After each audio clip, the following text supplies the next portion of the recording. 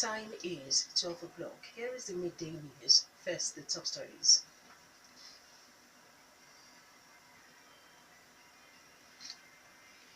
Ogun reduces request for 4 billion naira federal presidency fertilizer intervention fund. Secretary to federal government says Buhari will remain in office till 2023. Army deploys troops in 32 states, says it's overstretched. 5.2 trillion naira moved from 20,000 MDA's bank accounts into TSA. In foreign, Republicans seek probe of former National Security Advisor with Russia. And India makes history with launch of 104 satellites in single mission. Good afternoon, I am Chienye Egwuonwu, bringing you the news in details shortly. Ogun State House of Assembly has approved the request of Governor Ibikunle Amosun to now access 2 billion naira credit under the federal government Special Fertilizer Intervention Program instead of the 4 billion naira to buy fertilizer for farmers in the state. Instead of the 4 billion naira that Amosun requested for to buy 40,000 metric tons of fertilizer, he now asks the Assembly to approve 2 billion naira for 20,000 metric tons of the commodity. Finance Commissioner Wale Oshu, a meeting with the Assembly's Committee of the Whole House, announced the cuts in the proposed purchase of 40,000 metric tons of the fertilizers to 20,000, as well as the proposed 4 billion naira credit facility to 2 billion naira. The Finance Commissioner, Wale Oshunowo, also told the committee that the state government intends to take delivery of the first batch of 10,000 metric tons of the commodity by March and be sold at 5,500 naira per 50 kilograms against the market price of 7,000 naira. The House approved the new request following a motion raised by the Deputy Speaker, Kunle Oluomo, during plenary after the adoption of the report of the Assembly's Committee of the Whole House. Meanwhile, the Assembly has received another bill from the Governor seeking to provide remuneration for political office holders in the state's 20 local governments and 37 local council development areas. Also, the bill seeking to amend the Olabisi Onabanjo University Agoiwe Law 2001 has passed through the first reading at the plenary of the Assembly. Medical doctors in Ogun State's public hospitals have called on the state government to urgently recruit more doctors and other health professionals to reduce their workload. The state chairman of the Nigerian Medical Association, Dr. Abayomi Babajide, addressing newsmen on the sideline of the leadership retreat in Abeokuta, describes the state of manpower at some of the state's general hospitals as worrisome. For instance, Olajide says that at present, some general hospitals in the state have just one medical doctor and few health workers. The NMA chairman wants that if nothing concrete is done to address the situation, considering the increase in the number of retiring medical and health personnel, the health sector in the state may collapse. Secretary to the government of the Federation, Babakir Lawal, has said that President Muhammadu Buhari will remain in office till the year 2023, when he will complete 2 terms in office. Lawal, addressing pro-Buhari supporters who staged a solidarity rally in Abuja, says that some people want Buhari to die, but assures that the president will outlive all of them. He accused some of those criticizing Buhari administration of poor performance of having benefited from the Jonathan administration and contributed to today's economic problems. According to the Secretary to the Government of the Federation, by the time Buhari ends his 2 terms in office, it will be difficult for the anti-Buhari elements to drag Nigeria back to the Jonathan's era. Buhari, according to him, never envisaged the scope of Nigeria's problems until he assumed office after the 2015 polls. Meanwhile, former Vice President Atiku Abubakar says the 2019 presidency is still open to all the country's 6 geopolitical zones. Atiku stated this while answering questions from newsmen after a closed-door meeting with former military ruler General Ibrahim Babangida at his Hilltop mansion in Minna. The former presidential candidate had been asked to comment on the call by former President Olusegun Obasanjo that the Southeast should be considered for the 2019 presidency. Responding, Atiku says that Obasanjo's position on where the 2019 presidency should go is sensitive, but believes that Nigerians will decide which of the zones will produce the 2019 presidency.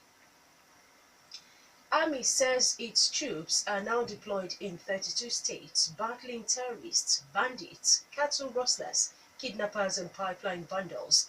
In the process, the Army Chief of Staff, Lieutenant General Tuka Buratai, says the Army has been compelled to establish new units to cope with security challenges in some of the states. Buratai, who made this known while defending the Army's 2017 budgetary provision before the House of Representatives Committee on the Army, says the massive deployment of troops has overstretched the Army.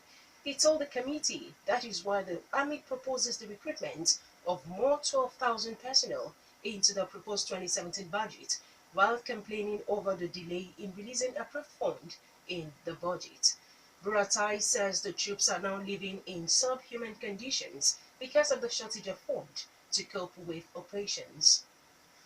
Joint Admission Matriculation Board (JAMB) says it expects 1.7 million candidates to write its 2017 Unified Tertiary Matriculation Examination. The projected figure is higher than the 1,561,443 candidates who wrote the 2016 edition of the examination. JAMB Registrar Professor Ishaq Oloyede made this known to newsmen in Abeokuta on the sideline of the Information Communication Technology Retreat organized for major stakeholders in the Ogun State capital. Oloyede, who promises that UTME forms will soon be released, says JAMB is test running some innovations to make the examination seamless and make things difficult for those exploiting lapses in the existing procedure. He added that JAMB is working with the operators of the computer-based testing centers to expand their capacity to accommodate more candidates at a time to ensure that UTME is completed within a week. Another 163 Nigerians who are stranded in Libya on their way to Europe have voluntarily returned to Nigeria. They included 92 adult females, 62 adult males, 7 children, 2 infants, and 3 unaccompanied minors. They arrived at the Aminu Kano International Airport in Kano aboard a chartered plane. Officials of National Emergency Management Agency (NEMA) received them at the Hajj terminal of the airport. Last year, over 1,000 Nigerians were brought into the country from Libya, where thousands are still stranded. You're still listening to the Midday News from Rock City 101.9 FM. Up next, we bring you foreign, business, and sports news. Please stay with us. In foreign, leading members of the U.S. Republican Party have joined calls for a wide investigation into the former National Security Advisor's links with Russia. Michael Flynn quit on Monday over claims he discussed U.S. sanctions with Russia before Donald Trump took office. On Tuesday, a White House spokesman said Mr. Trump knew weeks ago there were problems with the Russia phone calls. Mr. Trump had initially concluded that Mr. Flynn's actions did not violate any law, according to Mr. Spicer, and Kremlin spokesman Dmitry Peskov said Russia would not be commenting on issues which it regards as the internal affair of the Americans and the Trump administration. Residents of the Indonesian capital, Jakarta, are voting for a new governor in an election overshadowed by the incumbent's blasphemy trial. Basuki Cahayapurnama, known as Ahok, is the first Christian and ethnic Chinese leader of the majority Muslim city in more than 50 years. He is on trial for insulting Islam after he accused his opponents of using the Quran to mislead voters. It is Mr. Purnama's first electoral test as governor, a role he stepped into from the deputy position in 2014 when the then Governor Joko Widodo became president, and voting started at 7 o'clock local time in elections for the leaders of 7 provinces, 18 cities, and for the local leaders of 76 districts. India has created history by successfully launching 104 satellites on a single mission, overtaking the previous record of 37 satellites launched by Russia in 2014. All but three of the satellites are from foreign countries, most of them from the United States. The launch took place from Sriharikota Space Center in South India. Of the 104 small satellites, 96 belong to the United States, while Israel, Kazakhstan, the United Arab Emirates, Switzerland, and Netherlands are the other foreign clients. In business, over 20,000 accounts of the over 900 federal ministries and agencies have been moved into the Treasury Single Account CSA since its introduction in September 2015. Accountant General of the Federation Ahmed Idris, who made this known in Abuja at the opening of a retreat on TSA, puts the total fund in TSA at 5.24 trillion naira. Idris explains that TSA has enabled the presidency to block the leakages in revenue of MDA and indiscriminate spending by them. For instance, the Accountant General of the Federation says TSA has ended the 4.7 billion naira being charged by banks on the MDA funds every month. The retreat was attended by Acting President Yemi Oshibajo, the Secretary to the Government of the Federation Babakir Lawal, and the Finance Minister Kevin Adeosun. Finally, sports news. Former Nigeria international Yakubu has revealed he wants to end his career in England after signing for Coventry. The 34-year-old has a decade of experience in England, but in the last 5 years he has played abroad apart from a brief spell at Reading. Ayegbeni says that despite leaving the Premier League to play in China, Qatar and Turkey, his family and heart was always in England.